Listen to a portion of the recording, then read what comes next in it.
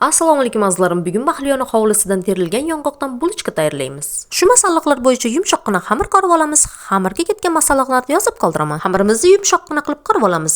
Qorilgan xamirimizni tepasiga salafanlar o'rab, sochiqlarni o'rab, oshirish uchun 1 soatga qo'yib qo'yamiz. Bu arada Mahliyona yong'oqni chaqib, ashna qilib, juvalab, maydalab, 2 qoshiq shakarni qo'shib, ozgina o'simlik yog'idan ham qo'shib, yaxshilab aralashtirib olamiz. 1 soatda xamirimiz oshib chiqadi. Xamirda 10 taramizni 4 bo'lakka bo'lib, 4 ta zuvolachalar tayyorlab olamiz. Tayyor bo'lgan zuvolachalarimizni 1 sm qalinlikda yoyib olamiz. Oldindan tayyorlab qo'yilgan yong'og'imizni sepib olamiz.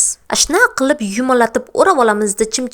Chimchilab yana yumalatishda davom etamiz. 5 sm kattalikda bo'laklarga bo'lib olamizda ashnaqa ko'rinishda bo'lib chiqadi. Chiroyli ko'rinishga keltirish uchun mashnaqa cho'payda topib oldimda o'rtasidan ezgandim. Chiroylikgina bo'ldi, yo'qoldi. Duxovkamiz lisizga teramizda salafanda o'rab bir pasga qo'yamiz. Yana oshib chiqadi. So'ng tepalarga tuxumlarni surpab duxovka akamizga jo'natib yuboramiz. Tayyor bo'lgan bulochkamiz tepasidan xurshida qolani sigirni sutidan tayyorlangan quyultirilgan sutni bezatib qo'ydim.